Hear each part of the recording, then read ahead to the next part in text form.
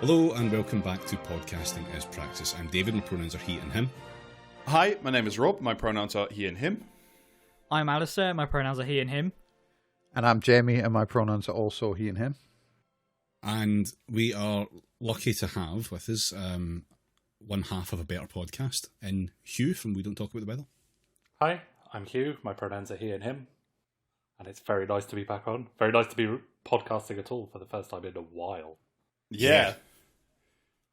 welcome back, and welcome back to doing content. Yeah, I have returned from the forest. I went deep into the forest after the 2019 election to commune with nature and work out what my opinions are on things. And I've come back very much in favour of exactly the same stuff. I've just managed to get back to being angry rather than sad. Yeah, what if the Velvet Underground put out another album?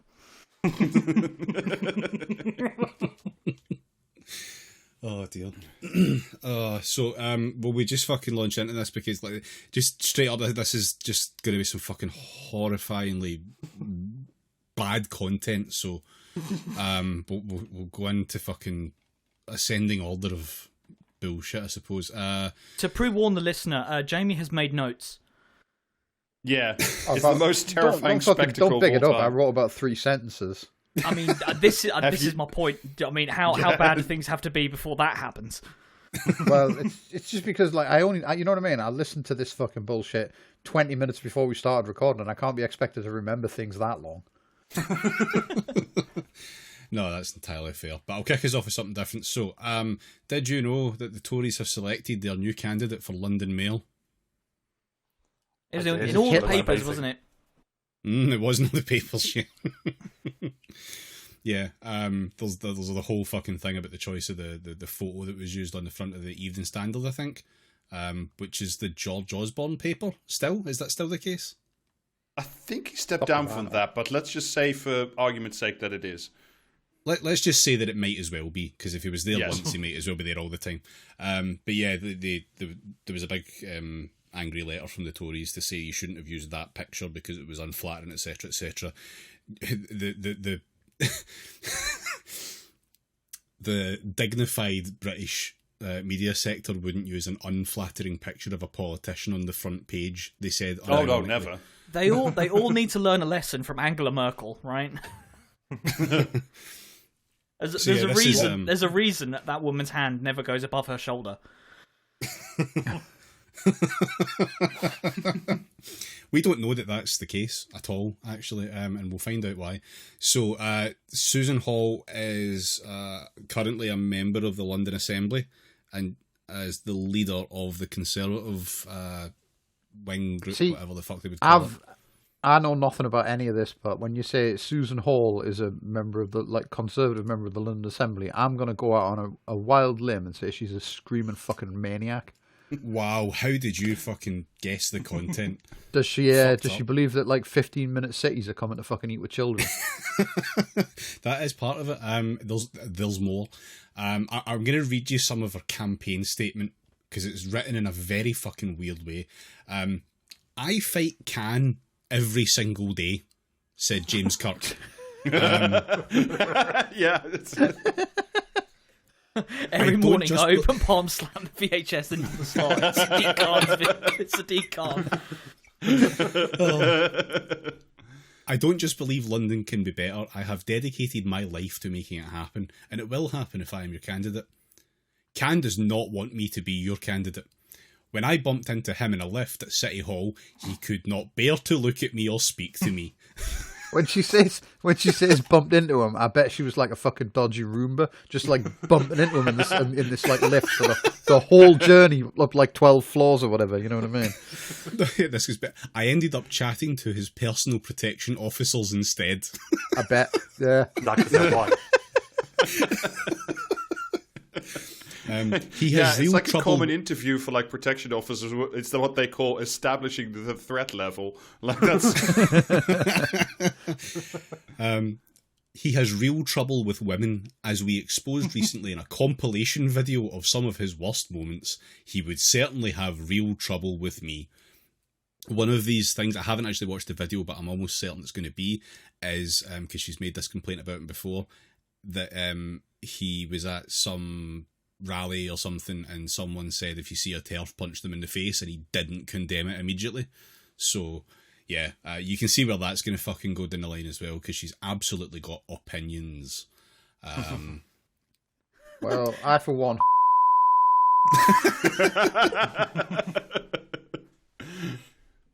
Over the last 7 years, I have felt that same pain I did before becoming a councillor, watching what Cannes has done to this city.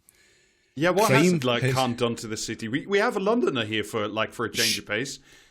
She'll tell Not you. much. I'm sure she knows better than me. Crime has been spiralling out of control. Oh, As a woman... Going. She certainly knows her fucking target market, doesn't it? We're getting a knife crime in a second. Strap in. As a woman, I know I feel the same as millions of other women do in London. That's the sentence. As a woman, I know I feel the same as millions of other women do in London. Is she part of the Borg hive mind? Is that what's going on? I would not feel safe walking down a dark alleyway or alone in a park. I clutch my keys in between my fingers when I walk from the underground to my car in case I have to fend off an attacker. I used to do that when I was 12 as like a bit. Yeah. No, She can't go into parks at night. They're all locked up at like 7. Well, they are, because otherwise she'd be running around like fucking sucker punching people, like she's in the fucking, like she's in the pit at a hardcore gig or something. You know what I mean? Running around with her Wolverine claws of keys in her hand. Just wait, I've not even unlaunched into the fucking insane part here. Because It's like fucking puts on her X-Men uniform and you just hear snicked and every door on the street opens at once. fucking hell. Like, immediately just fucking changing the tone to serious here. Like, women do feel unsafe walking about fucking cities at night and shit like that, and that's absolutely 100% a problem. And she says no women should feel this way. And bear in mind, this is London. On day one of my mayoralty, I will meet with Sir Mark Rowley and the City Hall leadership and set out a new direction for the police. Yes, away from London. This will be supported by greater investment from City Hall in my first budget, putting us on a path to set record-breaking numbers for police in London. That came immediately nothing makes after that, Londoners feel safer. Nothing makes Londoners feel safer than having more police around. Yeah, especially women with the Metropolitan Police. Like, fucking hell, read the room. Yeah. Ooh, See, so, like the solution to women feeling unsafe at night is to abolish men. yes. I know it's unpopular to say that, like, but that's the fact of the matter. To be fair, we've got it coming. Yeah. Aye. I will reverse the closures of police hubs that have occurred over the last 7 years and set up a specialist unit within the Met to focus on burglaries, robberies and thefts. Crimes that impact most Londoners all too regularly. Wait, aren't normal police supposed to like do stuff about that? Am I mistaken? Yeah. They're supposed to, but like also they're cops, so they don't. Instead of police, what you should do is impose Logan's Run, but for anyone who's ever gone oi oi in the pub. You say oi oi and the crystal just turns red and it's time to go. Yeah. That was actually pretty good. Just as well, we've got a subject matter expert on police hubs and the matter of burglaries and thefts, haven't we, Jamie?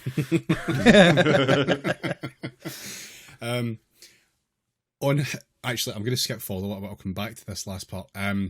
Just on the note of like more, just on the note of more police and all that kind of stuff. Where does she think crime is centred?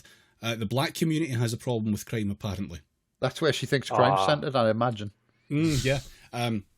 So she said some shit about this, like how the black community has a problem with crime. She was asked for more information by a newspaper. Would you like to expand on this? And expand she did. I think the black community in London is 13 or 14% more times likely to be stabbed and to be a perpetrator. Wait, what? That sentence doesn't make any sense. 13 or 14% more times likely? Yes. Fucking hell. Yes. I've been trying to get Sadiq Khan to look at this because black mothers are terrified. There is a real problem. And he really needs to put some help into those communities because they can only have issues like this if there are real problems of poverty or whatever they are. Whatever they are. That's art. That's art. The or whatever they are. I think what London needs like, do you know what I mean? For the challenges of the future is definitely a mayor that came from fucking Facebook. I think that's like absolutely the way, like, you know, the way to like enter the digital future. Listen. In the trifle of this woman's opinions, we have not yet reached the soggy sponge. Miss Hall The also Karens said on their long march through the institutions. Miss Hall also said white politicians were scared to say what she has because they are mindful of being thought racist. Wait, the only one that can go near this is Sean Bailey because he's black. And because he's black, he can say what he likes, she continued. Wow. Fucking hell. The trouble is, a black person can say these things without being called racist, but it needs to come from all of us saying we've got to help this community to see how we can start to make things better. Oh, yeah. Big your rant on Facebook. Fives. Just where the imagine how much rope you could give this woman to hang herself. Like, It's like, I don't know. Judging by that, I would be convinced- very wary of giving her any rope. Yeah, I'm pretty convinced. Like, especially like with Sean Bailey as well. Like, Tories don't really want to be mayor of London. It's much better for them if like Sadiq Khan's there for them to blame everything on. Yeah. And that's why Yeah. they keep on putting up these people. Oh yeah, 100%. that's better for Back to Labour as the- well to blame shit on, eh? Oh yeah, Onto the back onto the campaign statement on housing. I will amend the London plan to promote an increase in affordable family homes instead of tower blocks and one-bedroom flats for all the families. So that's good. Yeah. Oh, you don't need small single-person accommodation. That's silly. What you need is family homes for families. Doesn't define what a family is, but you know what it means. oh, yeah. My mayoralty will focus on creating homes that allow families to grow. So, yeah. I would reinstate the Public Land Commission to tell us what disused public land can be used to build more homes that Londoners desperately need. And I will adjust the London plan. So, you know, is it like a 14-point plan? Would that be a reasonable thing to say? It's 14% times more. I will adjust the London plan to allow developers to provide more parking spaces on site to avoid the need for controlled parking zones in surrounding roads. They fucking hate parking zones. On Whenever I ULEZ, see them say that, all I hear is that they want to take away every bit of green near me and take away my forest. I mean, yeah, that's true. On ULEZ, I will stop the expansion on day one. In its place, I will set out a common sense environment plan that targets funding in areas that have higher levels of pollution. I will work with London boroughs rather than against them in tackling this issue. Yeah, sure. Why not? Like, you know, Yeah. The thing is, Just if they start nothing to looking at fucking like offer where's at all. got the bad pollution and where, you know, you'd need to target something like that, do you know where it will say you need to do it? Around the outer boroughs, because that's where all the big roads are. Yeah. But yeah, you know, it's like, I fucking hate ULEZ chat. I'm so bored of it. It makes me so angry. I can't walk my dog without bumping into someone who's got an opinion on ULEZ. I can't talk to, like, the people who have the most virulent opinions, though, are like my in-laws who live in Norfolk. And who don't come here. Excellent. And it's the same kind of thing as like having opinions about children eating crisps on the train. It's like, ah. Oh, it's just so fucking grim. Like she's also got a few opinions about cyclists. Of course she does. She wants to get rid of a bunch of fucking cycling infrastructure. Apparently cyclists cause congestion. Yeah. So Are you getting rid fucking of kidding? cyclists, yeah. Wait, how do they do? But you can fit so many cars. Like, you can fit so many cyclists in the room of one car. Like, Yeah, and motorists regularly try and prove this by running them over. Yeah, she one of these fucking ones. I think all the bikes should have registration plates on them and shit like that. Just fucking No, what Really big cyclists wide should, ones. what Yeah. cyclists should have is a fucking gun. Frankly, Not Jeremy Vine, though. No, everyone but him. Jeremy Vine gets a potato gun. So yeah, that's what we've got to look forward to. Hopefully, we get some like properly wild independents again, like the piss guy and stuff. I'm hoping that we get some real fucked up ones. I assume Lawrence Fox will probably stand. Oh, almost certainly. I Is did go he looking not through busy being the next prime minister? I had a little look through Twitter and found some sus fucking tweets. But one of them was that fucking, the fucking LGBTQ flag turned 4 fucking ways to make a swastika that Lawrence Fox had posted. Well, she was straight in the comments of that with an, of course she was. Lawrence, just yeah. There was some other fucking belters. Oh, here we go. She loved the fucking she loved the little budget. Big fan of that shit. Of course she did. She was also very fucking happy to offer us support and saying it was very good to see Dan Wooten back on the screen only the other day. So, yeah. Oh god, maybe he'll lose his job and he'll run for London Mayor. Oh god. I could see this, with the way it's going to be shaping up, we could get some proper lunatics. Even worse than last time. For it. Yeah. I really, really want it. I want to know what tops piss guy. That's what I really want to know. There's going to be a lot of really mad ideas for fixing traffic in London and really weird ideas to fix pollution. But they're all going to be horrifying. I assume it's not outside the realms of possibility that we get some sort of guy that brings a gun to debates. Do you know what I mean? Hits fucking climate protesters with his car. Just to prove how dedicated he is to fucking his ideals. That'll be it. It'll be in the next few months, the first lorry driver to severely maim a Just Stop Oil protester will be suddenly catapulted to political stardom. Yeah. I mean, it's only a small step. Mum. Yeah, I was going to say, because 4x4 Mum already got a spread in the sun, if memory serves. Yeah, she peaked too early. Fucked it. Yeah, you need to roll that political capital into a fucking mail-to campaign. Oh, so yeah, that's what I've got there. So Rob, whatever the fucking disease shit you've got for us next. Yeah. Well, I mean, I think much to our own and certainly to our listeners' despair, Ben Wallace has decided to resign as Defense Secretary and is no longer going to be in politics. He's the current Defense Secretary. He's the guy in charge when did this come in? A while ago. He was, if you don't remember, of course, well, Hugh might, because he's the only one sick enough to listen. He was for a good while James O'Brien's favourite Tory. Because, he was... for fuck's sake. Who hasn't been James O'Brien's favourite fucking Tory at this point? Boris Johnson.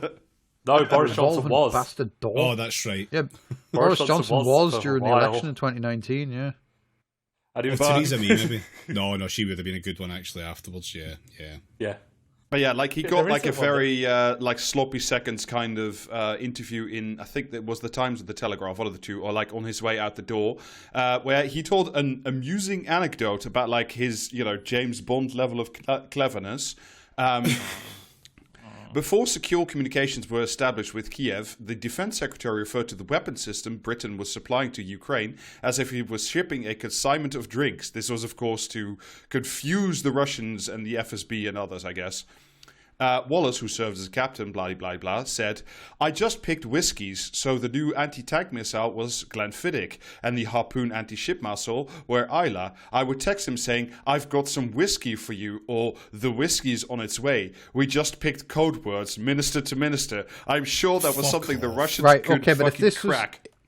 If this was before secure communications had been established, how did they establish the code words? Carrier pigeon, secure carrier pigeon. I think this guy's full of shit, quite frankly. Well, good news, Jamie. He's being got rid of. Yeah, he's basically been got rid of because basically his main interest in the last 2 years has been to bump the defense budget to 3% of GDP because of all the terrifying things that are in the world. So naturally, there's an incredible weird amount of Can't doom wait, and can't, gloom. can't wait until we use all that defence spending to get some stout lads in to yeet the weather away from us. But yeah, so basically because he's still promoting this pitch to and I'm sure he's not going to turn up as a lobbyist for BAE Systems in 6 months or something, but whatever. He's already painting out in his farewell interview, he's painting out a doom scenario, and he says that it is not unlikely that Britain will be involved in 3 simultaneous wars by 2030. Uh-huh. The first being Cool. a resurgent ISIS or Al Qaeda, but this time in Africa. It's the sequel, so they have to go on holiday. That's what they always use when you're running out of material. Al Qaeda goes bananas.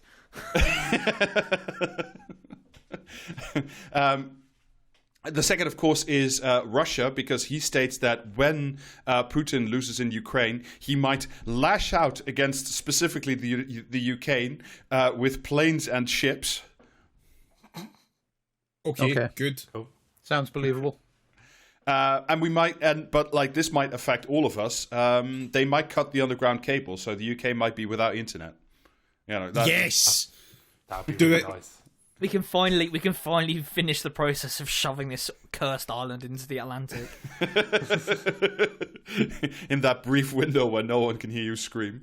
Yeah, much the same way if the sun went out, you'd have 8 minutes of not knowing what was going on. It's a lot like that, except the results are a lot more enjoyable for everyone else on Earth. But yeah, and then the third big threat that he says could be a war, but not really. He immediately classifies it as a Cold War, not a real one. Is War, with China. more war, and war. No, it's Was of that course with with China, China, you because said? they Yeah. can't say actually we're going to be in a fist fight, because you would lose and lose incredibly badly, and also the world can't do without China anymore. So sucks to be us. Yeah, imagine Britain going up against any state that can actually do infrastructure. Just not even worth mentioning, really. I Yeah. can't count I the mean- amount of times on this podcast we've asked for President G to come and fucking save us, so I'm glad Ben Wallace is now predicting it. will Yeah, happen. bring you, Ben. us your high speed rail, and all is forgiven, President Xi. But of course, he was asked what are you gonna do now? And I was briefly remembering who the fuck was it again? It was that cunt. Help me out, former deputy leader Tom Watson. You remember when Tom Watson said he was going to be a personal fitness trainer? No. What? Oh yeah, vaguely, yeah. Yeah, right after he stepped down, he said, I'm going to be a personal fitness trainer. Was that before or Yeah. after he sent those weird tweets to that? I can't remember which woman MP it was, saying that he was thinking about them while he was at the gym. I was a journalist. He said it to. Oh, was it a journalist? Helen, Oh. Yeah, Helen it was Lewis. a journalist. Yeah. Helen Lewis late at night. But yeah, Strange he man. said. So in a similar vein to that, he said, "Oh, I would just be happy to work at a bar, but optionally, otherwise, he's also open to a career in Formula One or horse racing." Oh, okay. I'd just be happy to work at a bar, but if I do have to work for the gambling lobby, I just will have to take it. Maybe do you know where he might go? That spaceport in the Highlands that's being fucking, I think it's part managed by Kinetic. That's going to be getting underway soon, so he might end up there. Yeah, That was the I one can in see some that really happening. weird place, wasn't it? It was fucking Greater Fuck or something like that was the... Does It's, that mean? Would that mean it's, that there's a possibility that Tom Watson could end up in an Ajax? I mean, if we Unlikely. seal all the hatches and then weld them shut, then I welcome Tom Watson to get into the Ajax. There is, from the spaceport, 50 miles away from Benbecula, where there's a missile testing range. So maybe if they strap missiles to an Ajax, he could end up going there for a little day visit or something. I don't know. I'll live in hope. Yeah, even now we still live in hope. Even though, I think let's just turn it to. We were going to briefly talk about the by-elections, but they're also a bit boring, and then we'd have to talk about low emission zones again. So I think we'll spare Hugh for this one. I think he's suffered enough for today's. I want to talk about Ed Davies' gun. Oh yeah, we that can cannon's briefly amazing. talk about the cannon. Yeah. Sweet Ed Davey, who just all he wants to do is do arts and crafts for like 7-year-olds. And He's that's the what he should poor be man's Willie Rennie.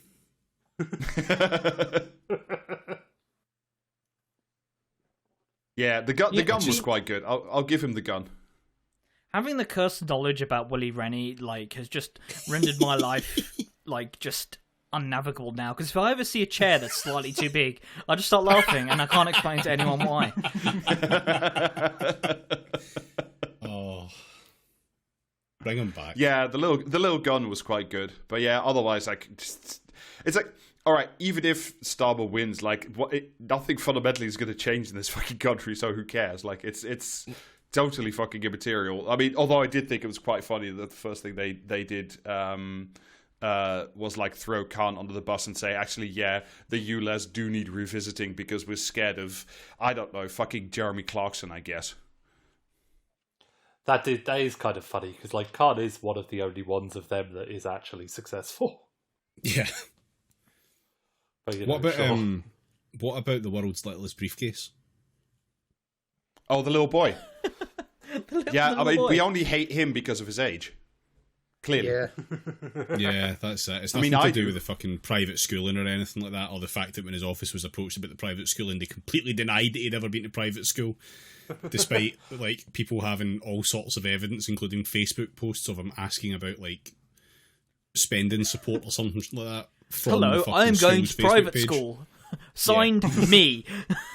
I did with that. It's oh look, who better to tell us how young people actually live than a 25-year-old, a normal 25-year-old who went to private school, then to Wadham College, then for the CBI, and then MP, and then worked for Luke Akers. Oh no, West Streeting. Sorry. Yeah. Oh. Yeah. Oh. Yeah. As much then as back West to the Streeting CBI, was and fucking... then became a normal working class person with I assume also parents who were maimed in a cotton making incident or whatever the fuck these people are on about these days.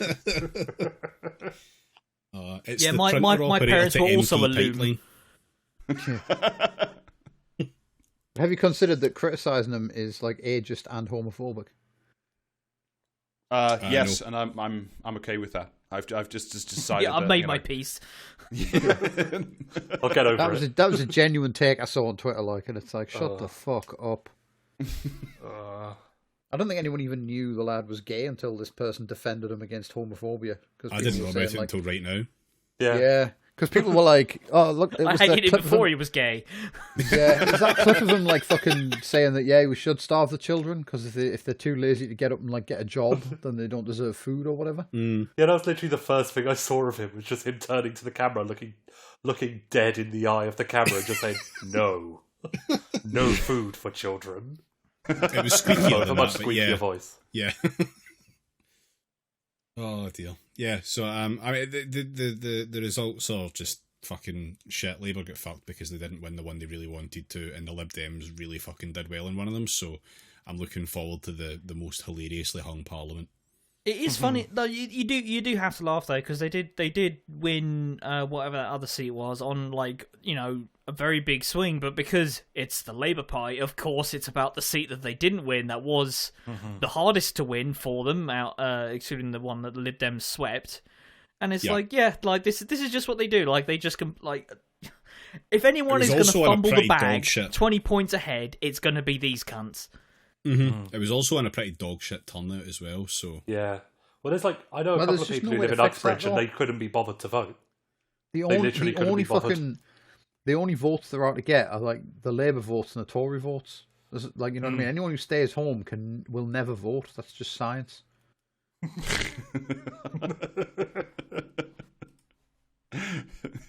Well, I mean, there are other ways. It's how the only way to attract voters is either to shame them or do Tory policy. Those are the only two methods you can use.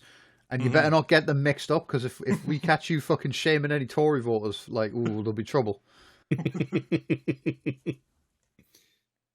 Naming CLP.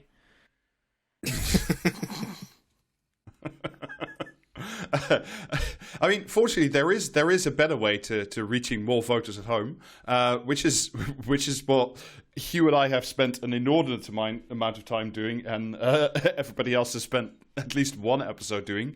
Is you can listen to fine political podcasts that expand your horizon and make you think new things.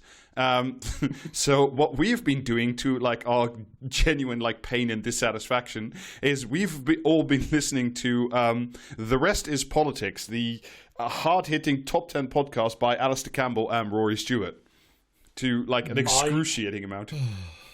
Like, I'd like to pretend that I like didn't immediately jump at this when Rob offered. But like, I haven't listened to like LBC or I got clean because I got told my wife made us change the radio station because I was waking up in the night, like, or just waking her up, just arguing in my sleep, just grumbling, just sort of flailing and just jabbing things, just invisible racist journalists. But so I've been like clean for a while of this kind of opinion. It's good to know that we've knocked you off the wagon. Yeah, like big time. Like, I've been listening to it constantly. I was listening, like, at first I was like, I can listen to surely it's not going to be that anger-inducing, really. I know some people who listen to it and say that it's just quite nice. And I was like, okay, fine, I'll go for it. While I was like playing computer games or something, but I literally had to stop playing because I was just losing my mind. Yeah, I mean, to sort of expand on that, I had to listen to one episode. The audio file was 27 minutes long. It took me over an hour to listen to it. See, it's like we saw, like, was it last week? Juliet Jakes had a very good article about this horrible podcast, and I think she listened to like 1 or 2 episodes. Yeah, and all I could think was cowardice. Yeah. I listened to 2 hours of them talking about the Iraq War in a row. What was the verdict? Did do it again? Well, see, this is the first time I've heard Rory Stewart swear in it. He got quite heated because he thought over what? Did he just was he screaming blood for the blood god, and were you just a little bit confused? Well, he thought the intelligence services had something to learn, and Alistair Campbell thought, no, they don't need to learn anything. And that was the only way they disagreed. It would be wrong of the intelligence services to learn things. That would be like outside the spirit of the core. Yeah, it would ruin it. It would ruin the whole concept of it. But yeah, that was like the first time I'd heard them disagree, because like the whole point is that they, they're very nice to each other, and because they agree on 99% of every fucking thing. But on this, big difference of opinion. Yeah, was the fur flying, as they say? Well, he swore, but then he apologised. Yeah, I mean, I was listening. I was on the train this afternoon. I was listening to a 2-hour interview special between the two of them and George Osborne, which was a feat and a half. And they did mostly agree. I mean, and then Alistair Campbell said that austerity was actually bad, even though like he sort of agreed with like the main premise that like the country had run out of money somehow, and that needed to be fixed by the blood of poor people, I guess. Yeah, that sounds like him. It's like when he disagrees about like Tory policy, it's always about like implementation. Yeah, Like the concept is like abhorrent. It's but we'd do it better. Yeah, there should be means testing the starvation. Yeah. Yeah. No, like 20 minutes into like Alistair Campbell actually saying, well, you might have killed a lot of people, Rory jumped in and said, well, I don't think we should have more of this Punch and Judy, and I really wanted to reach into my ears and just like rip out my ear canals just to make the hurting stop. And that like Did that one have any of Alistair Campbell's little his little stories about swimming in strange places, like swimming in the swimming pool at Highgrove? Oh god, yeah, we'll get onto that anyway. Let's first sort of set like the basic, like let's do like a basic set the scene. So like the podcast is called the Rest is Politics, and they have like a sub brand called The Rest is Politics Leading, where they do these interviews, which is the one that with George Osborne that I was just talking about, and it is hosted by Alistair Campbell, war criminal who I think needs no further introduction, and Rory Stewart, the world's strangest not at all ex spook. Who just really wants to, sleep on your couch to become London mayor, or did that for a brief while. The one thing I want to say about Rory Stewart before we actually dive in is that he sounds exactly the way he looks. Oh, yes. Yeah. I was going to say it's refreshing to hear that he also sounds like a horse in a cunt suit.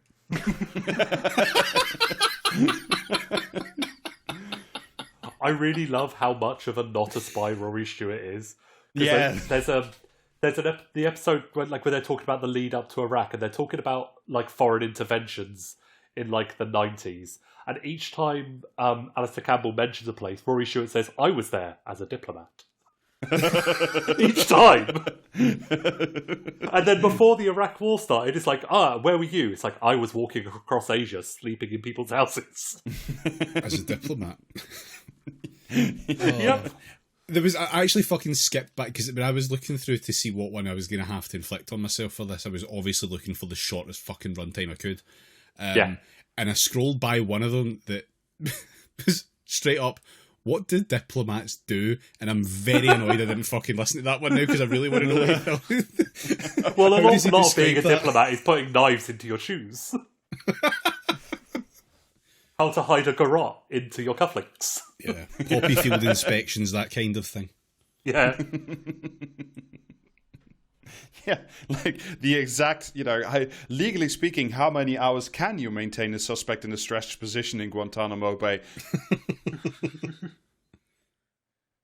But yeah, so the two of them have, because they are the new, and I'm riffing a little bit of the great article by Julia Jakes, but they are the sort of new acceptable boundaries of political discourse. One is on the right, and the other is also on the right. Yeah. And the most important thing, they wear a different coloured. They wear a different coloured tie, though. That's what matters. But when they disagree, and I think this is the critical thing, which I want to get into who the freaks are who listen to this, but oh my god! The most important thing you say they wear a different colour tie, but actually on the one I listened to, Alistair Campbell made a point of saying he was actually wearing a new European hoodie, available in stores now.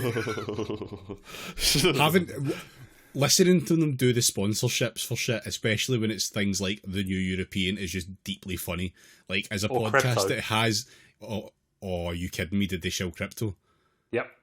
Yes! When did they do this? Well, I missed this. It's one of the adverts that's not them saying it. It's when it cuts to ads. It's functionally the same thing. Yeah, it is. Fuck it. It's just, we've never fucking stooped to an ad, and nor shall we, but it's very funny seeing war criminal Alistair Campbell stoop to that level for his fucking dinner money. Well, I mean, to be fair, you remember all those pictures of Tony Blair and Bill Clinton at the fucking Sam Bankman-Fried conference in the Bahamas saying, "Oh yeah, crypto's the future." Yeah, fair enough, yeah.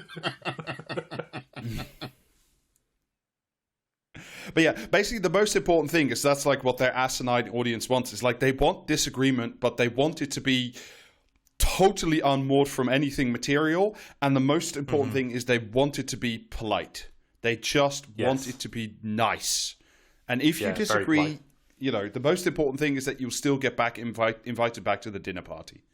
Well, they make out we're all gonna carry on being friends after this. And this podcast's been going on for years, and they've only been in the same room 6 times in that time, because they were it was they went to Alistair Campbell and said, "We want you to do a political podcast," and he was like, "Okay, I'll do that." And they're like, "We'd like you to do it with Dominic Cummings." He's like, "Fuck no." To be fair, that would have been a far greater fucking podcast. I would actually listen to it would have been an Alistair amazing Campbell one and, episode. Yeah, somebody would slaughter the other one. That's guaranteed. It's just not a fucking podcast unless some or all of the hosts hate each other. But it's like they'd met at Neil Kinnock's garden party. Oh, that's right. Yeah. Just meeting over the barbecue at Neil Kinnock's back garden. Just horrifying. Stephen Kinnock sat at the kids' table. Sitting on his own, not allowed out. He's still not allowed out because he's just too embarrassing for a proper Kinnock. And that's like just how embarrassing he is.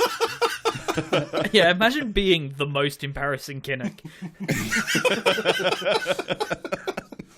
Just having your dad sit you down, making you watch the video of him falling over in the sea and saying, see, not as bad as you though.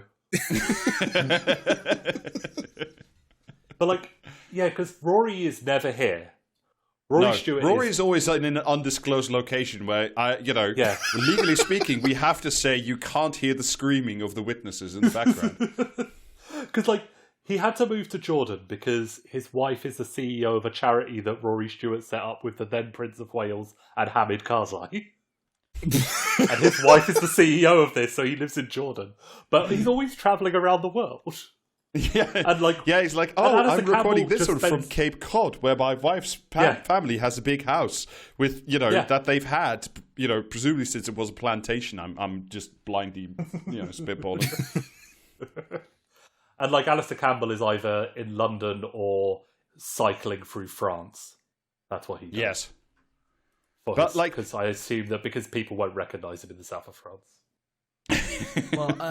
Well, you'll be disappointed to know that apparently, according to Alistair Campbell's audio, the audiobook excerpt that I listened to on their fucking podcast thing, that he has apparently made appearances at schools, colleges, and other public places across the country, and not been relentlessly harangued. So. He does talk about how often he goes to schools and how often all the A-level politics students want us to go back into the EU. Yeah, I mean, I also remember talking about how often he went to hospitals.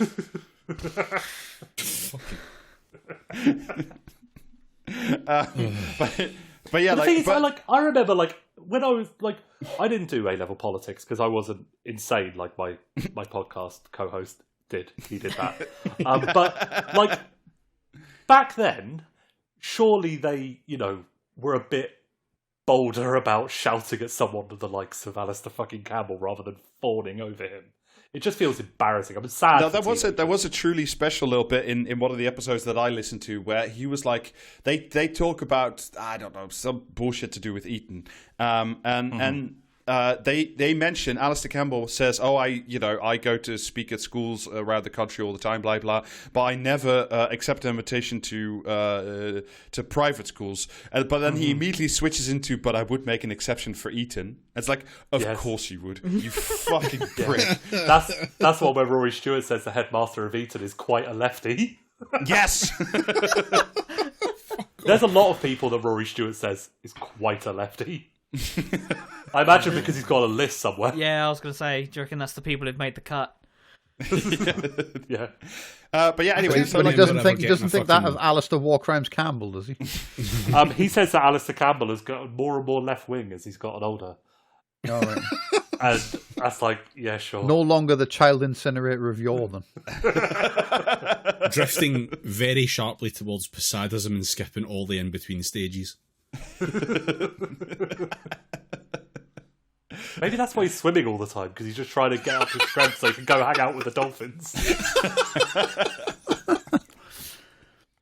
But yeah, so picking up on the swimming for a moment, like one of the worst fucking excerpts I listened to in the entire recording of this is they, apart from like they have their regular episodes. Actually, right, we're going to try a moment of structure here. Like most of the episodes are sort of divided into like several categories. So they have the sub podcast that's called Leading, which is like they do interviews with Hillary Clinton, George Osborne, Tony Blair twice. Like all that kind of jazz. I do think it's funny that neither of us had the balls to listen to the Tony Blair ones. No, we couldn't do that. No. While we're at this sort of stage of like the overview sort of stage of things, I do want to say they have the most insane fucking release schedule I think I've ever seen. It's like there is a podcast every week and then like every 2 days. It's like, what is going on here? Yeah. Anyway, so that's why they're like 25-minute episodes. Yeah, so they They've have got like that's literally the nothing to fucking do, and so they just like spend the time like, do you know what I mean? Fucking piping each other off ideologically. Yep. So like they have like that sub podcast, and then they have their main one where they just like they don't even read the news. They're just like, oh, something is going on somewhere. And it's just, you know, like, I don't want to pat ourselves on the ass too much, but like, you know, like actual research occasionally does go into this fucking podcast. The two of them are just like riffing, generally speaking. We do. We have to do research because we're just humble peasants who don't understand like the affairs of the world. Whereas to those two fucking, it just comes naturally to know how the world is meant to run. I mean, listening to Alistair Campbell's cursed book, like there is no actual analysis of the things that he's complaining about. I mean, oh no, he so one of the lines he has is we grumble about all the horrible things going on right now: populism, authoritarianism, global economic collapse, and it's like, my dude, you are literally responsible, directly or indirectly, for all of these things. Like, no, they're not. They were just nice guys trying their best, you know, whilst trying. I mean, like, if I could sum up the things that genuinely bother Alistair Campbell, it's Brexit, it's fucking populism, which he describes as being equally in India, Brazil, and the Philippines, by the way. And like defending the legacy of like Tony Blair and New Labour. Like he meant in the excerpt he mentioned two things about his time in government: the Good Friday Agreement and Gordon Brown delivering investment. Nothing about the in-between period for some reason. Yeah, that's him. There's an awful he also lot cares of, like, about defending when, his actions. Yeah, and like obviously you're not allowed to be mean to him because then he gets sad, and that's bad. He's a mental health. Yeah, that's bad for his mental health. Exactly. That? Yeah, when he was a mental health guy. Yeah, fuck that guy. But yeah, like so they have that, and then they have like another segment of their podcast, and like you say, Alice said, like the release schedule is all over the fucking shop. You know, not like ours, which is tightly controlled and always works. But is called Question Time. You see what they did there? You see that? The one I listened to was one of these because they were shorter, and it was like it was all right. You know what I mean? I didn't like fucking lose my mind at all because it was just them like answering fucking tweets people had like sent them. They're my favourite ones. The easiest fucking job in the world. That shit, like, isn't it? They're my favourite ones because like they're not tweets, they're letters. And I like to think that they're probably emails, but in my head, most of them are probably handwritten letters. Is that what Alistair Campbell thinks a letter is? Yeah, that's what I'm thinking. Okay, so that has put some of the shit from his book in a lot of context because allow me to refer to my death note against Alistair Campbell. Yeah, so apparently Alistair Campbell receives a lot of messages from teenagers. Letters from teenagers. All those letters are signed off with saying. I also got the impression that Alistair Campbell has seemingly written his book in revenge against his listeners and those who tweet at him. There is a reason that every once in a while we do a Patreon episode, which is just a total phone it in job of would you like to ask us some questions? Like, yeah, we do it like once a year when we're half cut over Christmas. Like, yeah. Do you know what it is though? Well, we do that at the end of the year because it's easy, and like these cunts do it every week.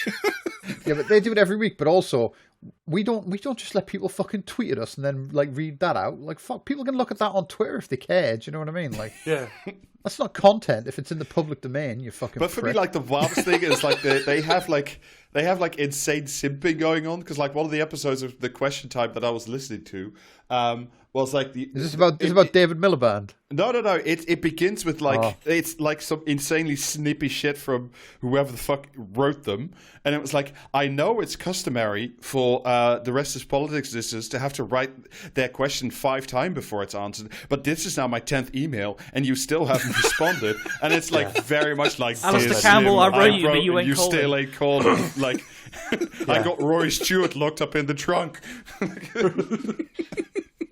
I love it so much because like the one I listened to, some woman had fucking tweeted them to ask whether Alistair Campbell thought there'd be any of Labour's political heavyweights. I think no, Titans, Giants. I can't remember what it was. It was any of the former political giants of New Labour would be returning, specifically David Miliband and Alistair Campbell. Alistair Campbell said, like, oh, well, I can tell you, where is David Miliband and what's he doing? He's in my kitchen having a cup of tea, waiting for me to finish this podcast so we can have a chat. And then fucking Rory Stewart says, oh, you've got the Lionel Messi of international development in your kitchen. Oh, Jesus fucking Christ. And then they field a question about whether or not they like Brussels sprouts. Also, at some point in that, I think when talking about, like, someone had asked them, would the war in Ukraine end in 2023? And Rory Stewart said he was surprised he hadn't seen anything on that front from political entrepreneurs. What? Yeah. Has someone just not made the right fucking type of crypto to end the war in Ukraine? I guess. It really is so instructive listening to this. I mean, I mostly got Alistair Campbell right. I got very, very little Rory in my episode, and just bird-brained fucking dullard with like no actual insight into anything. It's just these guys have had political power and just did whatever the fuck they wanted with it, with little to no understanding of what it was they were actually trying to do. Well, see, Alistair Campbell defends himself by saying, like, there's points where he talks about how it wasn't his policy, it was just his job to explain it. And Rory Stewart, when defending his austerity stuff, says, like, well, let me explain about collective responsibility to you. And they're both really good at being so patronising. Bold of a war criminal to use the Nuremberg defence.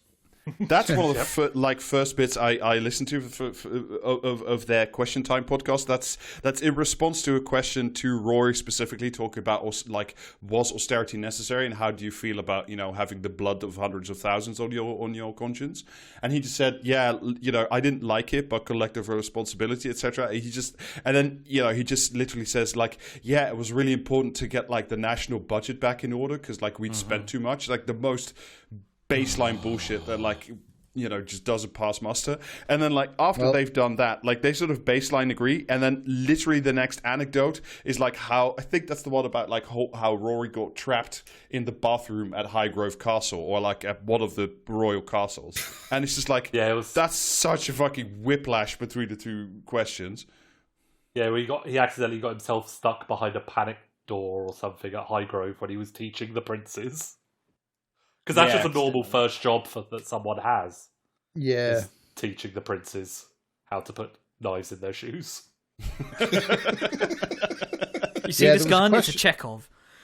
There was a question on the one I listened to where someone had like fucking tweeted at them X'd at them saying if you had a magic wand and could get any policy through Parliament in 2023, what would it be? And I've written down here that, I mean, I haven't actually written their names. I've written Rory Twat and Alistair brackets God willing Campbell. But Rory Twat's, like, dream policy was to put 300 million trees on the green belt so that London would have, like, cleaner air.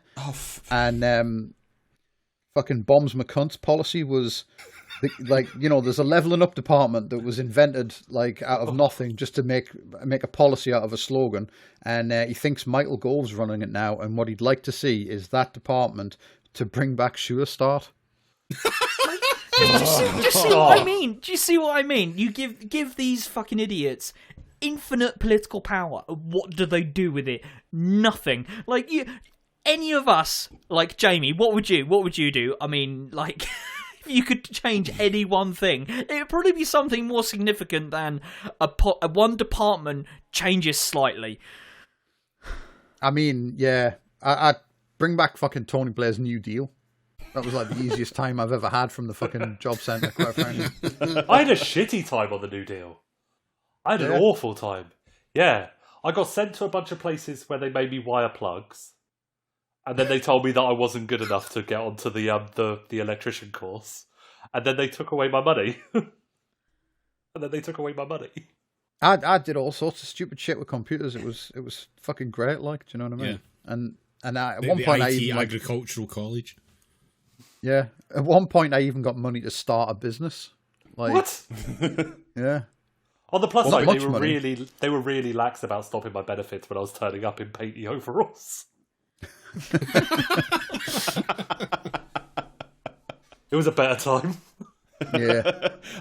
I am Bring now back quite real desperate job to centres know when what- you used to be able to drive there in a van with a ladder on the roof and a business name on the side and claim you were unemployed. See, you joke.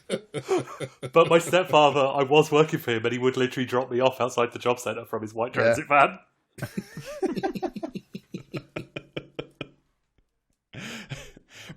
But yeah, like, so you have the two of them, and they just have like polite disagreements throughout, and it's like the thing that I mean, apart from just like being slowly driven mad by the whole thing, is that there is nothing is allowed to have like material consequences. Like nobody, they're like, oh yeah, some people died, but it's like, but did we do it responsibly? And like the thing they seem to be like interested in most of all is like the sort of, because in the George Osborne thing that I was listening to, right, they get into this 20-minute thing about like, was austerity good or bad, and they just agree to disagree. But then like the next question is like, George, you're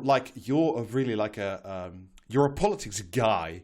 And like, what do you think? What type of guys get into politics? And then Osborne just goes, well, I think people from all walks of life and, sorts could get into politics. It's just like, what is this? Like, why? Just, they seem obsessed, like they're more obsessed than anything with like the little minutiae and like the little games of Westminster, because that is all it is. Yeah, they really are. There's like, they do get a lot of, they lean hard into the fact that neither of them are technically in politics anymore, even though they do just pretty much recite party lines a lot of the time. Like straight after the by-election, Alistair Campbell was straight out with the exact same stuff about ulez is bad and we're not being nice enough to Modi, so Indians don't like us.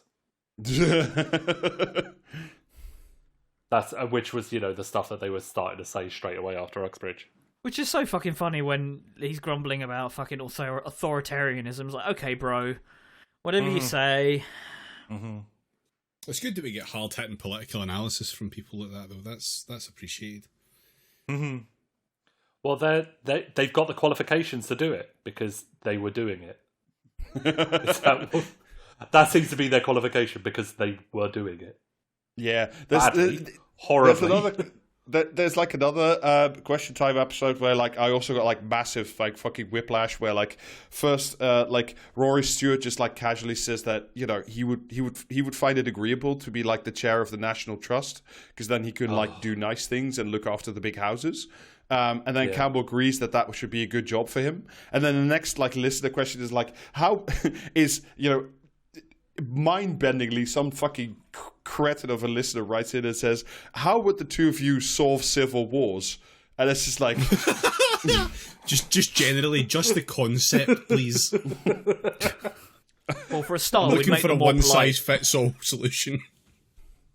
Yeah, so then like Rory gets into like the whole thing. It's like, oh yeah, we have this, my wife has this foundation with Hamid fucking Karzai, the heroin addict, and like and I've been listening to a lot of like experts, probably including David Miliband, and then like his big solution is like, you need to get people around the table, and then they should find common ground and agree, and it's like, wow. What an incredible negotiation and compromise technique divulged on the incredible Trip podcast. Oh, it's like when they talk about the peace process, the two-state solution and why that stopped being a thing talked about in Israel. And they just say, oh, it's sad that we don't talk about that anymore, and we don't. It's sad that stopped, and it just didn't work. And then they never mentioned a single these thing. things just happen without any cause or like reason. Yeah, there's a lot of that. Things just happen, and then oh well. Yeah, colonialism is a lot like the weather. Yeah, Mm-hmm. and then they and it's just weather as well. It's not like we didn't do anything that made the weather like this. It just did this for fun.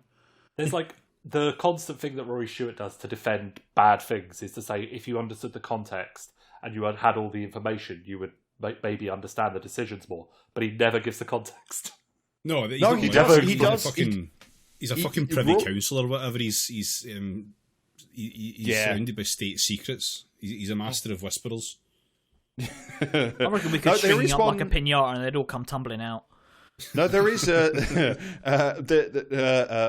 is one episode where like Rory gives like a specific example as to like why we can't have nice things, and then it's some question to do with Southern water or Thames water or like the amount of shit in our rivers, you know, some of the fucking unbearable bits of living in modern Britain, and then some fucking droog of a listener writes in and says, actually, what about the water? Why is it bad? And then like Rory says, yeah, actually, I was the Minister of State for like water for a while. And it's like, why? And on like, his gap year.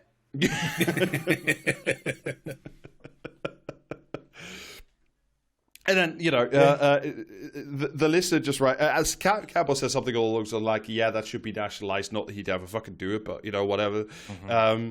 And then Roy says, well, actually, I spend a lot of time talking to, like, the CEOs of the water companies, and they explained to me that, like, we can't nationalise it because it would be expensive, and otherwise we'd be on the hook for repairs. So, like, we can't do this. And actually, when you talk to water people, like people who make big salaries off the water industry, the issue is really complex. And frankly, that means A, we can't do anything about it. B, it should remain in public hands. And C, the thing we should do is politely ask these people who just siphon their profits off to the fucking Seychelles whether or not they would kindly agree to do a little bit more than they are doing currently. Yeah. Yeah, there's It's a never been constant tried before. reassuring the listeners that it's okay not to dream and it's okay that you don't actually want anything good to happen. It's See, Alistair Campbell there saying that, like, that should be, like, water should be privatised. Is that, like, in the same way that, like, serial killers will give their victims a 10-minute head start before they hunt them through the woods?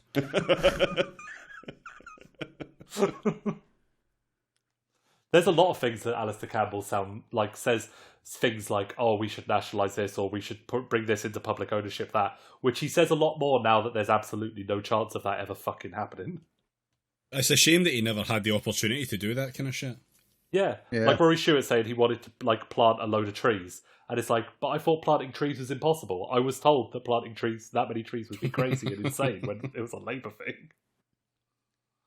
I heard that trees can't be planted.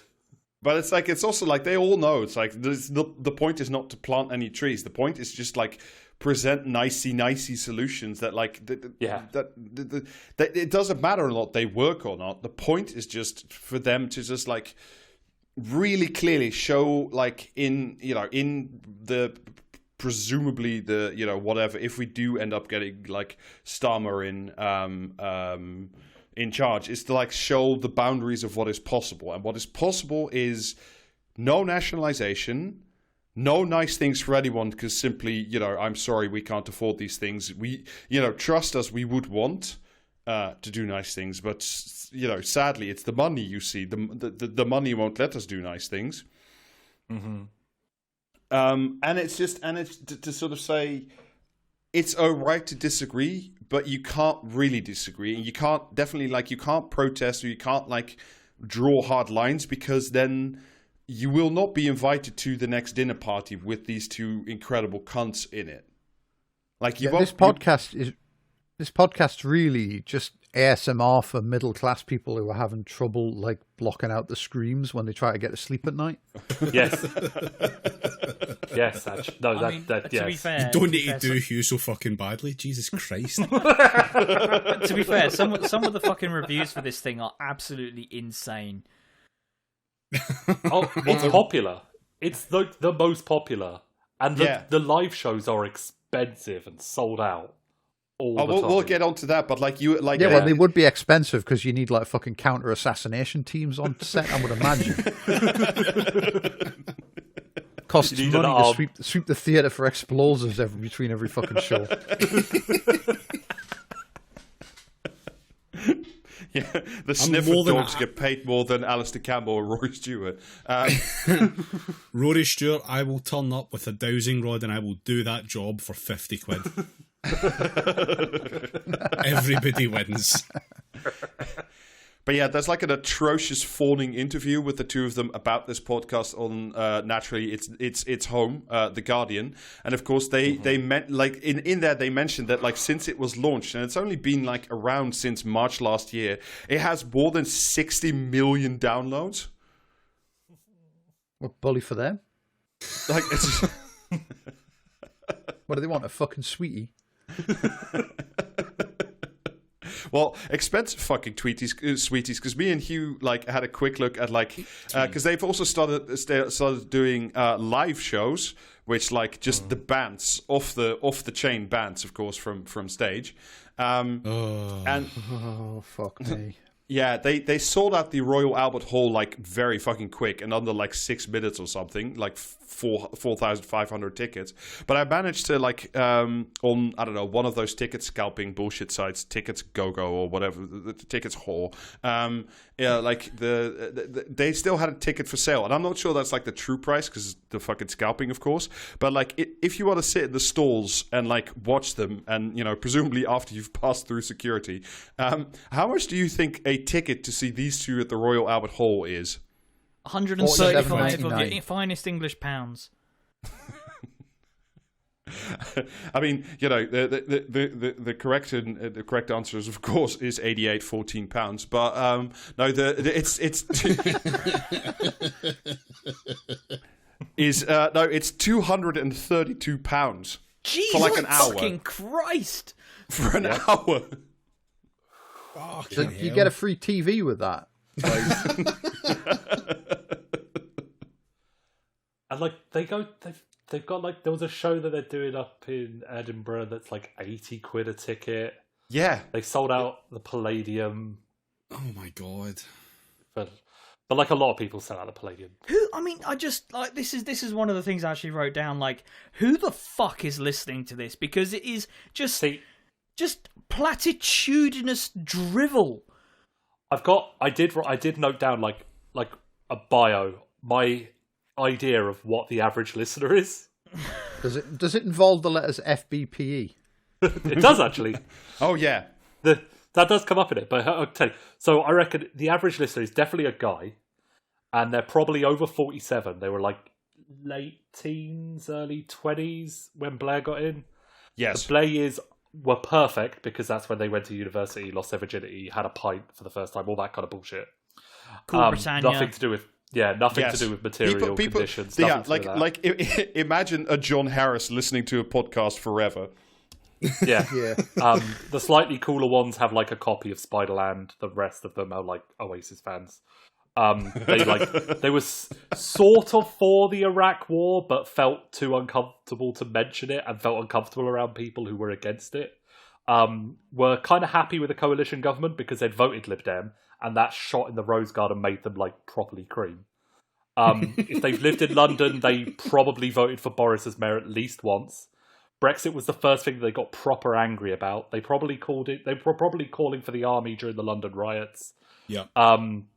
They would say, when questioned, that they would support most of Corbyn's policies, but when pushed, would say they're all too much. They definitely own their own home. They've got teenagers and have argued with those teenagers about gender. Like, they're probably not full transphobes yet, but they're on that pipeline. They're generally pretty green, but think stop oil go too far. They support Starmer and just hope that he's lying, and most of them were probably at the Pulp gig I went to in Finsbury Park.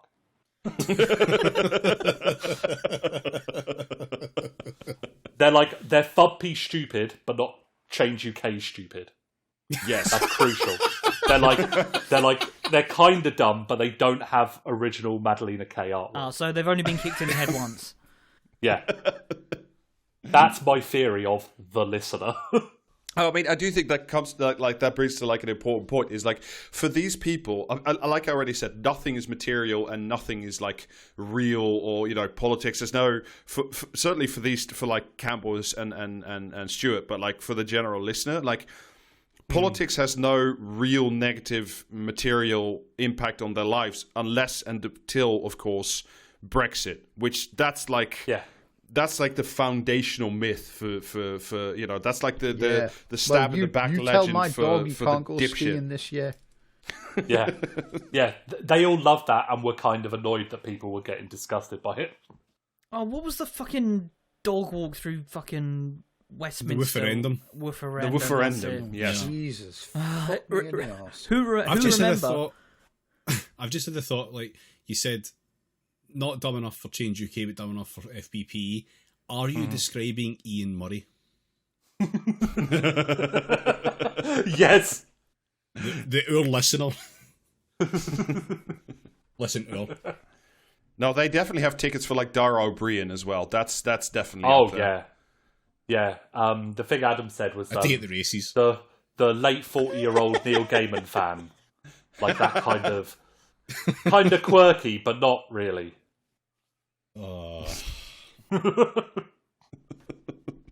Likes Neil Gaiman, but got mad about the casting in the Netflix Sandman. 100%. Yes. Yeah, and that's like sort of the other thing. Like the other main thing is like that's what this audience has in common as well. Is like so the main sort of the original sin and why this podcast is necessary and why we need the sensibles back in charge is of course Brexit, because that showed what happens when the masses ran out of control. And that's also what you see like when they do this stupid fucking interview with Osborne. Osborne just says like, yeah, the reason Liz Truss was bad because of unfunded commitments, and that just shows we have to do austerity, and it's just never challenged. And also because he just says, if you don't, I'll unfund his fucking commitments for him. To be honest, like. No, because the other thing he says is like, if you don't do like sensible centrism like you two on your podcast are helping do honk honk, then you might get populism, and like Donald Trump to these to like these two and the audience is like a manga villain basically. Like that's the only way to describe it. Like he's not. Yeah, like that. In my list of things that really just Alistair Campbell is obsessed with it, I should have said Donald Trump is the other thing, like alongside Brexit, because like you say, they are foundational myths. Yeah, well, Donald Trump did Brexit. He did. Yeah, They they really call him they don't Brexit even Trump. they don't even like saying his name on there, which is like pretty funny. Oh, please tell me to do that fucking Harry Potter bullshit.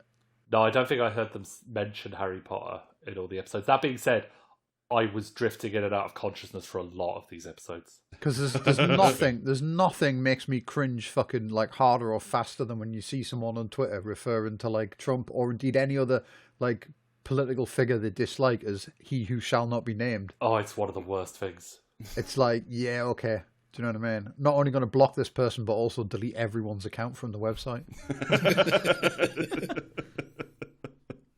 But like, it is like really successful, and it is funny how it's way more successful than all the other attempts at this, like Romaniacs or what's Romaniacs Part 2 called? God, what's up now, or something like that. Yeah, it's significantly more successful than that. It's more successful than like James O'Brien's thing, which he's very pleased with. And I am certain that it is because it's like they're short episodes. That's a big thing. And the fact that it's so surface, because whenever they go into long detail on something, they do start to get real snippy. And it starts to like fall apart a bit. Like when they were starting to talk about Iraq for longer than 40 minutes, it started to get like, this is all gibberish. To be fair, that's far longer than Alistair Campbell's ever been interrogated on Iraq, so... But yeah, they find this bit in that terrible like phoning Guardian article, like talking about the audience again. Is the who wrote this piece of drivel? Is like, Ollie, is that you? No, it's somebody fucking else. But like they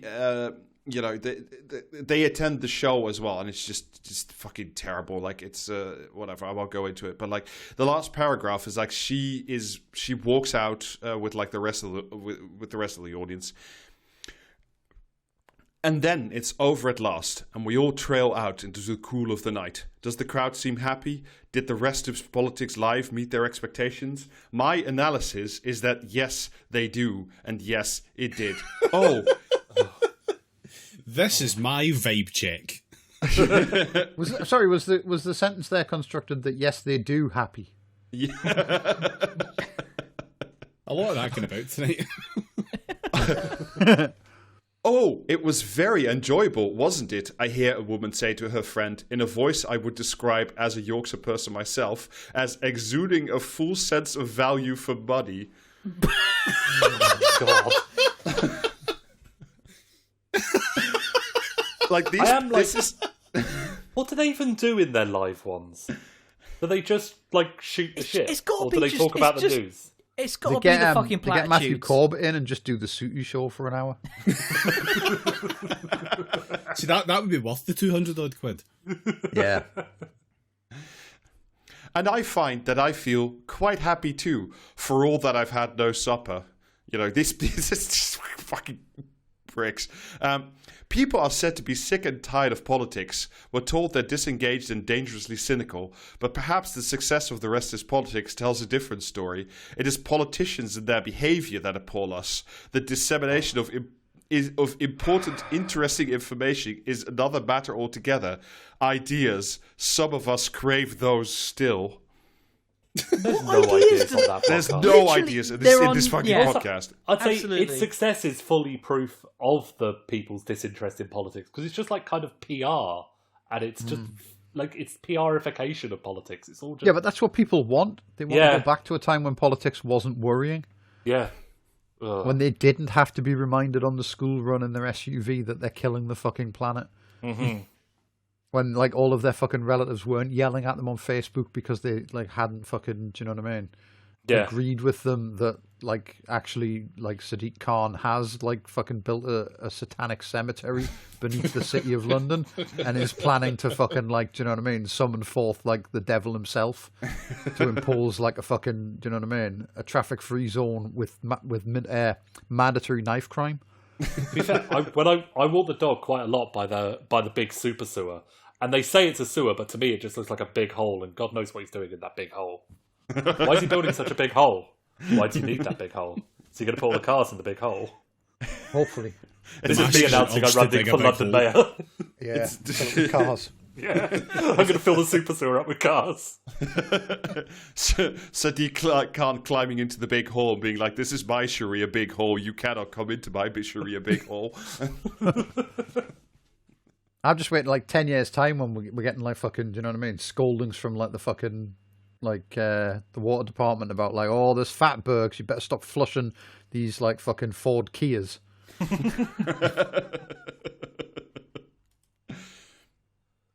But yeah, it is. I do think that they're like this podcast in particular. Like, well, I can't get over it, especially in like the little patter ones, like where they don't interview anybody who's like nominally whatever. It's just all they do is just like provide.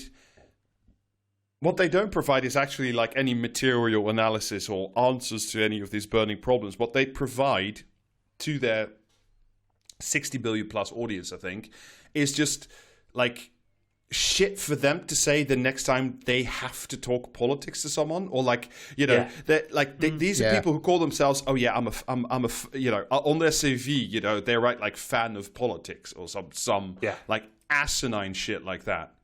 And you know, it's perfectly bite-sized moments for either talking to someone like at a dinner party, or like when you're having a pint before getting the train home. Or to put in your fucking profile on a dating site. Yes. Politics junkie. That, yes. Just the worst fucking people.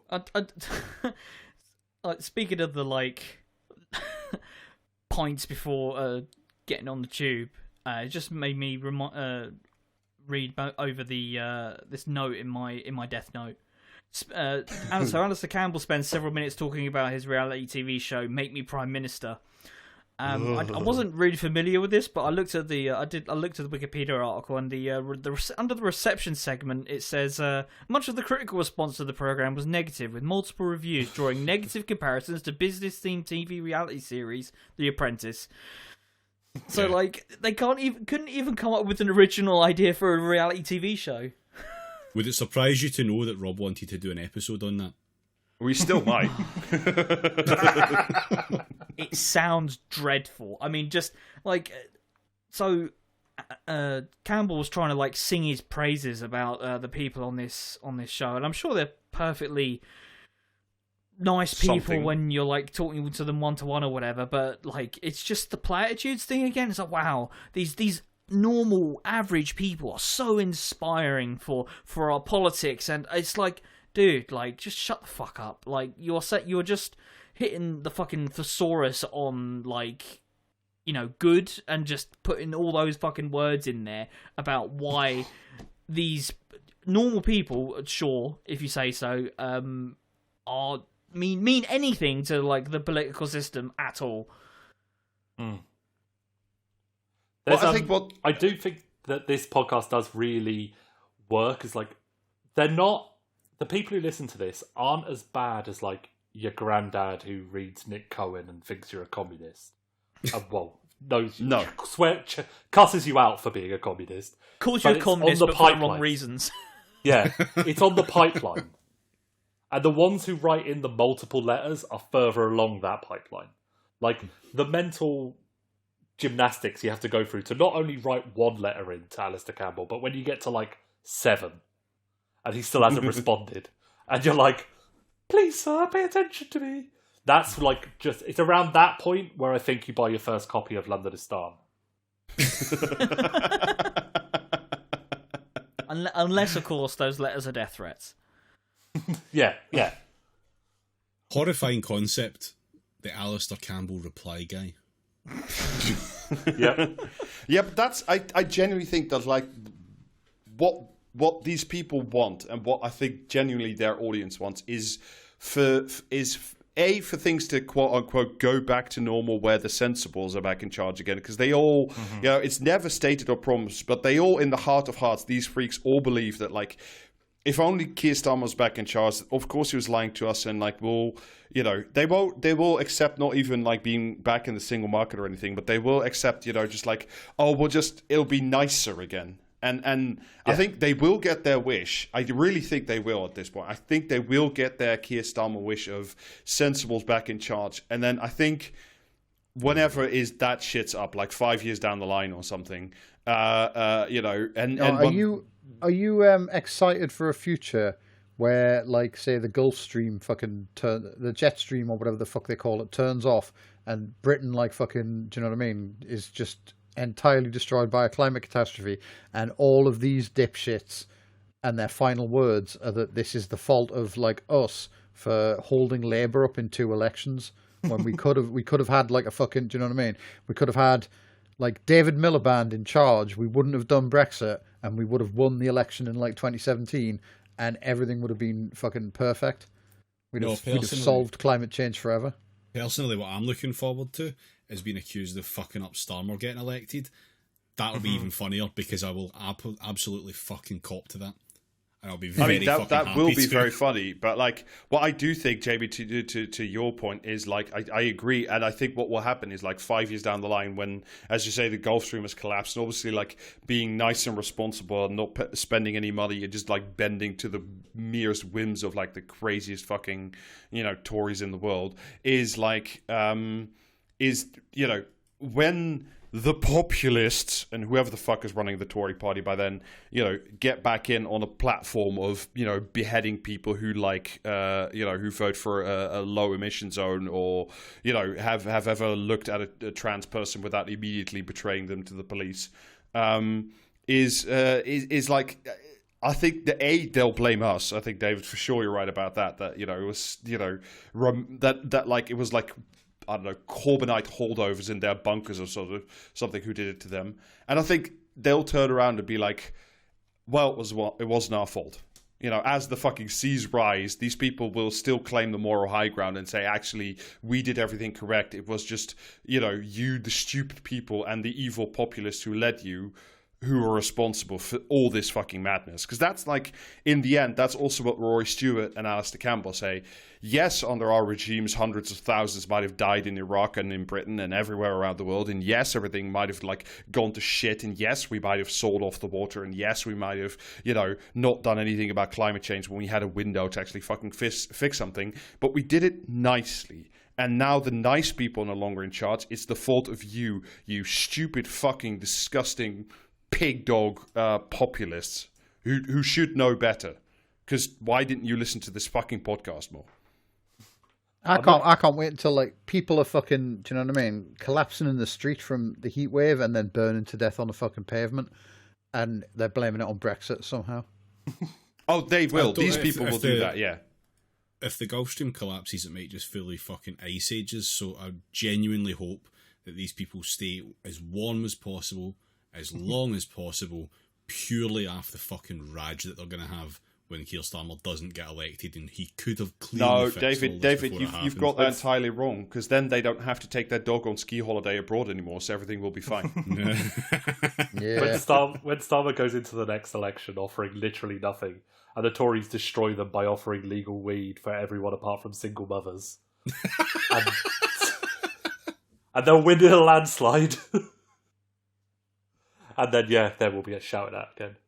Even though, like, I've been told off already a bunch because I've said I'm not voting Labour, and it's like by people round here, it's like I live in one of the safest Labour seats. Nothing I vote will ever matter. Not my fault. No, you can't get fucking Stella Creasy out there with like a fucking crowbar, even if you wanted to. Never. I've seen how much room she takes up in the shop with her double pram.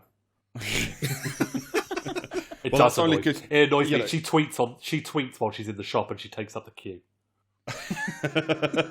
Well, that's only because she wasn't allowed to leave her baby literally in the house chamber. So if she was allowed to do that, everything would be fine.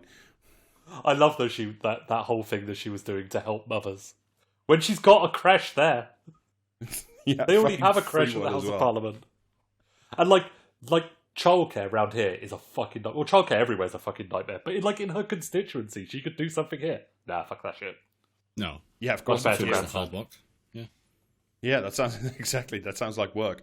Anyway, I think at this point, unless we have, does anybody have like some final important thoughts of things they were listening to? The fucking music was dog shit. Yes. Oh, it's awful. Yes. Yeah. It was like the worst fucking part of it. It you know sets what I mean? the tone of like this kind just, of just smug, so fucking empty insufferable. Jazz. Yeah, smug is the word for it. Like, yeah, awful. Just sets the tone, ready to like feel sick. That being said, I will probably listen to more episodes. I'll still listen to that garbage. I mean, sometimes I need to feel something, so I listen to them to hurt.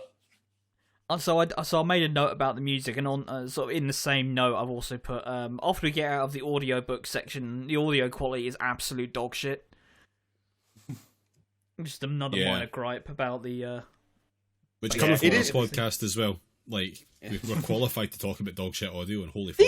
These cunts are charging £200 a fucking ticket. Yeah. Yeah, it's hard to like do a Zoom call from between like Doha and Marseille while Alistair Campbell's on the back of a bike or stuck in a swimming pool somewhere. It's hard to record anything like that. Deleting the ladders so the cunt can't get it. Yeah, it's also like at the beginning where they have the little plug of like, oh yeah, you can, because like I think you can pay for like ad-free stuff, and it's like you can, yeah, a couple quid a month. The one I listened to didn't. They had that at the start saying, "Oh, we want to hear it ad-free," and there were no adverts in the one I listened to, apart from the two bookends of like them just saying you can get this ad-free, and I was like, it's the only. Do you know what I mean? Is the only ad the one that they're fucking. I don't know how. Actually, I don't know how ads work on Apple Podcasts though, where I was listening to it, because it's entirely possible. They did have a bit where like fucking Alistair Campbell went like, "Oh, let's take a quick break," and then there was like 10 seconds of like insufferable jazz, and then they were back. Yeah, same what I wonder if like ad blocker got rid of it or something. Yeah, it probably was that. They have an option for like paying the money to get to be part of their members' chat area, which I imagine is just like fucking Harry's place. It must be just like that. Just like used to like psychopaths.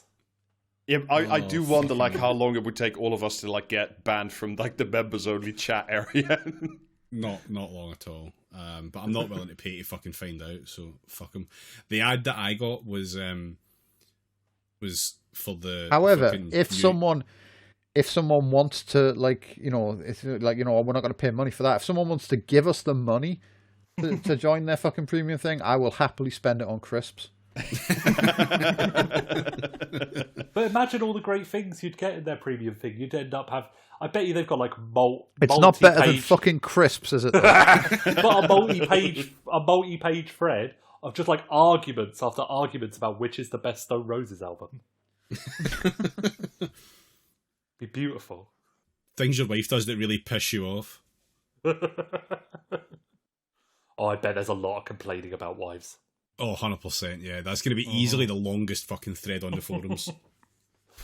Yeah. Completely unlocked by a moderator because they're all complicit.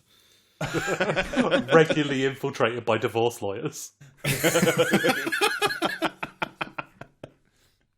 Oh, fucking hell. Yeah, the ads, the only ad that I got was a little fucking sting that Campbell did himself for the New European, in which he mentioned, not for the first time on that episode, about how he'd signed 1,000 books for them. Just so you know, he's got books available to. Fucking, I'm just, I don't. Yeah, it's relentless cross-plugging, especially of Alistair Campbell's like fucking shit. Yeah, it's very funny for Alistair Campbell on his own podcast to do an advert for the New European and then use that to advertise his book. There were a lot of people. Don't you dare call them grifters. There were a lot of people in the reviews complaining about him plugging his book. To be fair. Oh fuck. Yeah. But yeah, I think whilst we have arrived at the sort of natural point, speaking of plugs, shall we? Unless anybody has more to add, shall we? We've reached the natural nadir. Yeah, exactly. So I think before we do our plugs, you should still listen to We Don't Talk About the Weather. I don't care if it's like years old at this point, but you really should. It's still good. I still listen to old episodes because like I'm sad. It still remains painfully relevant. Yes. It's kind of grim for that. Oh, but yeah, do listen to We Don't Talk About the Weather if you haven't before. It is a very good podcast. Nag Adam on Twitter to put his baby in a cage which so account does he respond to the most? Because I keep like trying to get at him at the pod account. The podcast, the pod one. Yeah, the pod one is the one he's got on his phone all the time. All right, so yeah, if you listen to us, then definitely nag at WDTATW _podcast. Fucking disgusting. Literally, nobody is fucking writing that down. Like it took Adam years to get that right, Rob. So don't feel bad. He still gets it wrong all the time, and I have to edit it constantly. Oh fucking hell! So yeah, do that, nag Adam, get more episodes. Do you want me to just give you his Dudleyest Warrior? You can use that for your podcast. For us, you can get more episodes on the bonus feed. That's patreon.com/praxiscast. You can watch us on Twitch Wednesdays and Thursdays most of the time. That is Wednesday, Thursday evenings. That's twitch.tv/praxiscast. You can get merch, which is praxiscast.tmail.com. We have t-shirts and other wearables. And yeah, we'll catch you again very soon. I think we'll have the bonus out shortly, actually. So yeah, look forward to that. Yeah, and next week we're back doing like David's favourite episode ever. Yes, next week is the first. We don't know, it might be the first episode, or it might just be a long episode. I don't know, but we're going to talk about Andor for at least fucking 3 hours, probably over the course of a couple of nights, and I can't fucking wait. I'm busy killing myself that night, unfortunately. So no, I'm afraid not. You are watching it, motherfucker, and you will enjoy it. Gonna get me on the recording like that fucking Pope. Yeah, honestly, you'll be happy with Andor by the time I make you watch the fucking thing I've been watching lately. Because we're definitely doing an episode on this. What the fuck have you been watching? Honestly, Lila put me onto it, so there you go. That should give you an idea of how fucking excellent it is. All right. Yeah. Anyway, yeah. So like you sat through this, but like you probably won't even be on the Andor episode as like a palate cleanser. So you know, it sucks to be you. It always sucks to be me. But thank you for having me on, and thank you for even like you didn't even like push me that hard. I just jumped straight into it. I know you did. My fault. I know. All I had to do was offer you the first days for free. I'm so proud of me. Yeah, Hugh, do you want to drive yourself insane? Absolutely yes. I think that was pretty much the message. But I think Right, we thanks for have listening, already folks. agreed that he and I both will start listening to that George Osborne at Balls Politics podcast that's going to come out. I'm very excited about it. Yeah, see ya. Bye. All right, bye-bye. Bye-bye. Bye.